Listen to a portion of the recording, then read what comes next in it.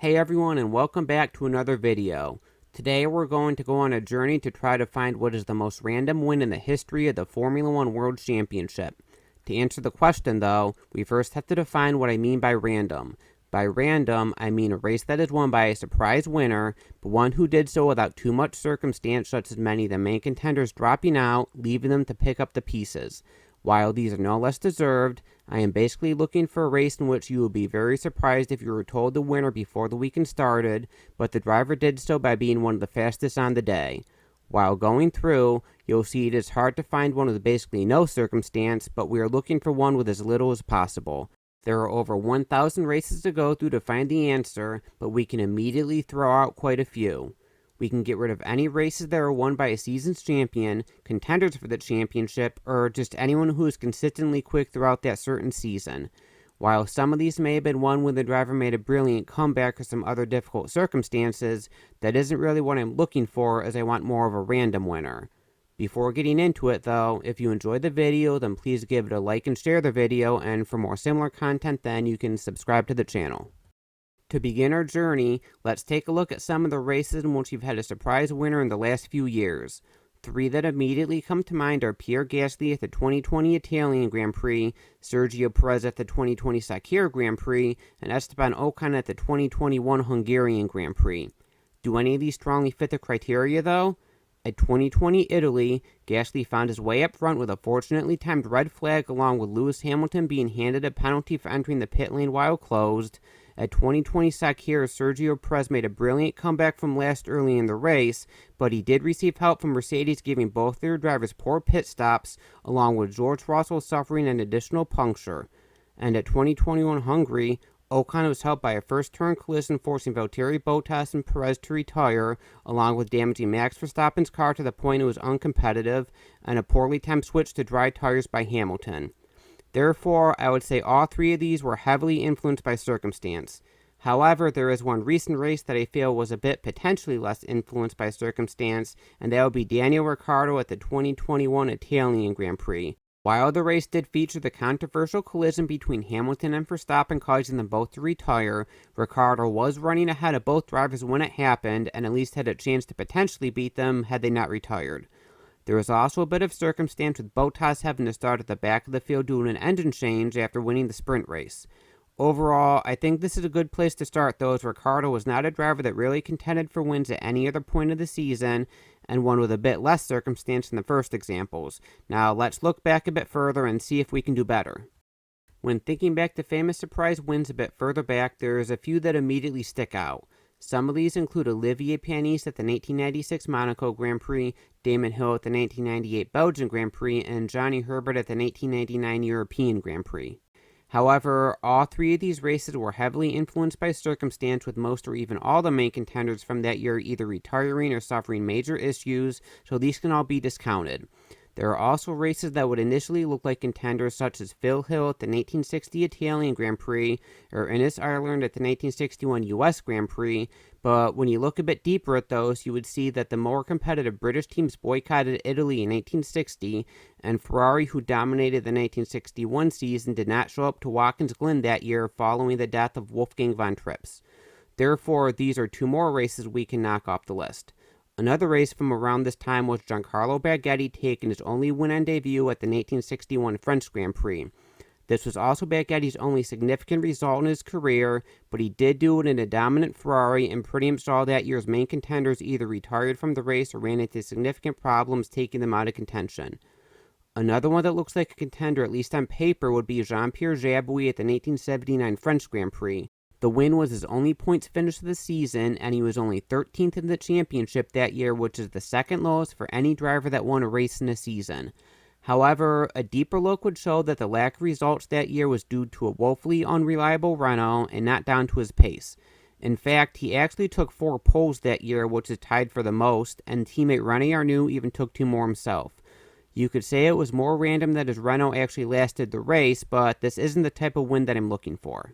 Looking a bit further into the archives, we can start to find more races in which the winner may be a bit more random than the previous examples. First, we can start off at the 1966 Italian Grand Prix won by Ludovico Scarfiati.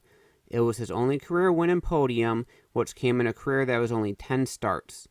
He also did only one other race in 1966, which came at the previous race in Germany, and that ended in a retirement. This certainly is a bit random, at least on the driver's side, but it did come in a Ferrari. 1966 may not have been Ferrari's strongest statistical year, but they did take 3 poles total in the season, along with another race win which came at the hand of John Surtees in Belgium. However, much of the dip in results came from Surtees leaving the team after his win in Belgium, leaving them without a top-line driver, and some think that had Surtees stayed, then both him along with Ferrari could have won the championship that year. Since the car itself was quite competitive, I don't think this can be the winner we are looking for. Next, we can look at the 1975 Austrian Grand Prix won by Vittorio Brambilla. It was another only win, and this one came in a rain-shortened race. Looking at the standings, Brambilla's only other points that year were 5th and 6th at Spain and Britain, making it look like he was relatively uncompetitive throughout the year. However, he did have some other good qualifyings, including a pole in Sweden, in which he also led the first 15 laps before running into troubles, showing that the speed that day wasn't a complete one-off. In the win, he also took the lead from James Hunt after Hunt lost a cylinder in his engine, but all the season's main contenders did finish. Overall, I think this is a good candidate, but I think we can still do better. Another potential random win will be Ronnie Peterson at the 1976 Italian Grand Prix. Peterson may not be a name you will probably associate with random, but he took the last win for March in this race, and he also only had one other points finished in 1976, which was a 6th. However, in the 2 races prior and 2 races after, he qualified in the top 3, showing there was speed in the car at that time of year, and despite minimal points, he spent a total of 160 laps in the top 3 positions. Like Peterson, Alan Jones is another driver you may not expect to find on here, but he had a surprise win himself at the 1977 Austrian Grand Prix. Like Brambilla's win 2 years earlier, it came in changeable conditions, and also like Brambilla's win, he also took the lead after Hunt ran into engine troubles. Jones used the perfect strategy to climb from 14th on the grid to take Shadow's only win, and while he did benefit from Hunt retiring, he fairly beat that year's champion Niki Lauda. The organizers were even so surprised by the win that they did not even have the Australian national anthem to play, and instead had to settle for playing Happy Birthday for Jones. Moving a bit further forward, we come to Michele Alboreto at Las Vegas in 1982. He had one other podium that year, which came in San Marino, but that was when most of the British teams boycotted the race after the FISA-FOCA war, and while he had some other points finishes, he never really contended at the front of the field. Alboreto ran up front all day in a race that most of the championship leaders finished, so it's not one that you can say he really inherited. However, the one advantage Alboreto had that day was a normally aspirated engine on a tight and twisty track that did not suit the turbos as well as most of the other tracks. In a time when it was becoming increasingly obvious that turbos were the way to go for the future, this was one of the final tracks in which the normally aspirated engines were still very competitive. If you add this to the fact that Alboreto had a similar win at Detroit the following year, which also happened to be the last one for Terrell, it does make this one feel maybe a bit less random, but a strong contender nonetheless.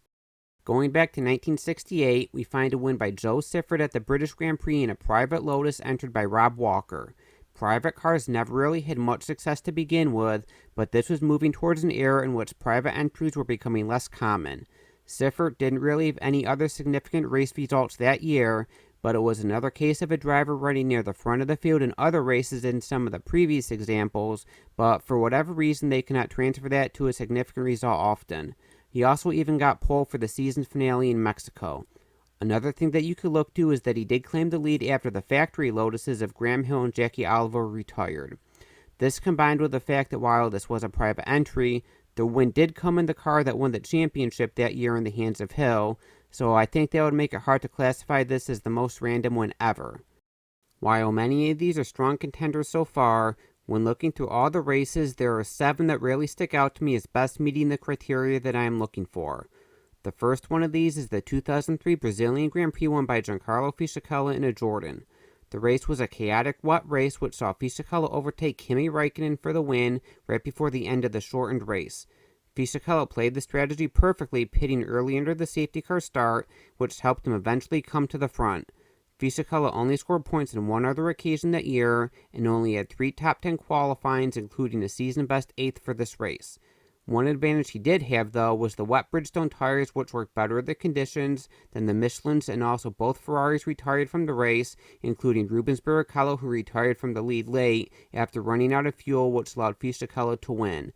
While this race probably had a bit more circumstance than I would really want, I think the argument could be made that this was the worst car to win a World Championship race, so I also think that has to stand for something. There are two other wet races which really stood out to me as well. First is the 2008 Italian Grand Prix, which was the maiden win for Sebastian Vettel as well as Toro Rosso. Vettel dominated the wet weekend, taking pole on Saturday and then leading the entire race on Sunday, apart from 4 laps in the pit stop cycle to take an unchallenged win. While Vettel had shown some solid pace during the year at Toro Rosso, nowhere else did he show race-winning pace, and his next best finish on the year was 4th. After his pole, his next best qualifying was 6th, and teammate Sebastian Bourdais got even less results during the year out of the car than Vettel. The other wet win that stood out to me was another maiden win. This time it was the only win of Jean-Pierre Beltois' career at the 1972 Monaco Grand Prix. Beltois only qualified 4th in his BRM, which was his best starting position of the year, but took the lead on the opening lap and did not relinquish it the entire race to take a dominant win in which he lapped the entire field apart from Jackie Ickx. Beltois' next best finish on the year was 8th, and the team's next best result was a 4th in Germany, so nowhere else did they really show they could win. Beltois did not qualify well the rest of the year either, with a couple of 6th and a 7th, and he also had many starting positions well outside the top 10. Overall, I think these two races both have minimal to no circumstance involved, making them extremely strong contenders, but sometimes wet races can naturally bring a bit more random results with them as well. I'm certainly not discounting what those drivers accomplished those days, as they are outstanding achievements, but if we can find similar races at the dry, I think it would feel a bit less random. One dry race we can look at is another win by BRM. This time it's Peter Gethin at the 1971 Italian Grand Prix. The race was the closest finish in World Championship history, when the top 5 were separated by just 61/100ths of a second in the final true slipstreaming battle at Monza before chicanes were added in 1972. This was also Gethin's only win in a relatively brief career, and his next best finish was a 6th place in Canada in 1970 and again at Italy in 1972. Also, he never even ran in the top 3 positions at any other race in his career. Going against this race, though, is the fact that BRM did finish 2nd in the Constructors' Championship in 1971, with both Pedro Rodriguez and Joe Siffert winning races for the team. Also, like wet races, the slipstreaming battles at Monza at the time could also naturally produce some results that were a bit more unusual than normal. However, like with Fisichella's win at 2003 Brazil possibly being the weakest car to win in World Championship history, I think there's an argument that could be made that Gethin may be the driver with the worst resume, at least in terms of World Championship races, to win a race. The next contender I have is the 1965 Mexican Grand Prix, which was the only win by Richie Ginther and the first one for Honda. This is a race that I didn't think would be the strongest contender at first, but after looking further into it, it was much more random than I initially thought. The race was the season's finale, and Ginther didn't really have any significant results that year apart from a pair of 6th place finishes, although he had qualified as high as 3rd a few times. However, he never ran in high positions in the races, only leading the first 2 laps at the Dutch Grand Prix before falling in the field, and he only spent a few more laps in the top 3 positions all year. The other Honda of Ronnie Bucknam also didn't produce during the year, scoring lesser results than Ginther. However, in this race, Ginther took the lead on the opening lap and led the entire way, taking the win over Dan Gurney by just under 3 seconds, although some potential challengers did run into trouble throughout the race. During Honda's spell in the 1960s, they rarely competed for wins, with the only other one being at the 1967 Italian Grand Prix, and achieved just a couple other podiums as well, making this a very strange result. A more recent one came in 2012 at the Spanish Grand Prix, when Pastor Maldonado took his only career win, and the first win for Williams since Juan Pablo Montoya at the 2004 Brazilian Grand Prix. It was also Maldonado's only podium, and he finished 15th in that year's championship, which is the lowest for any driver that won a race in the same season. He did have a few other strong qualifying sessions throughout the year, qualifying in the top 3-4 times, showing the pace wasn't a complete one-off, but at no other point did it look like he could challenge for another win. During the race, Fernando Alonso took the lead at the start, but Maldonado took it back during a pit stop exchange, and none of the main competitors of the year retired.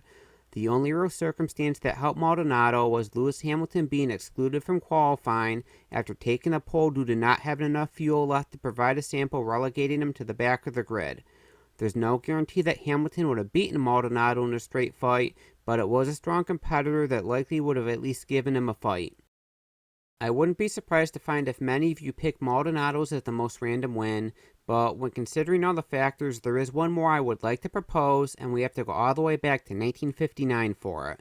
The race is the Dutch Grand Prix, which was the only win for Joe Bonnier, as well as the first win for BRM.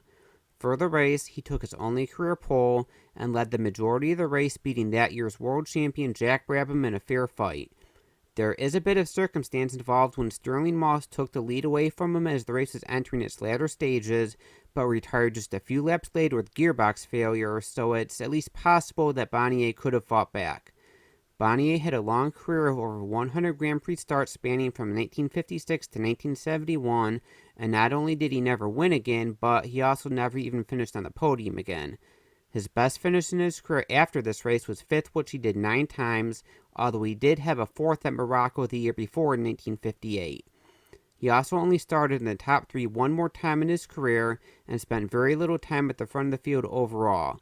He only led in 3 other races for a total of 81 laps, although 2 of them in 1860 he at least had a chance to win before running into troubles, and his 8th in the championship in 1859 was his only top 10 finish.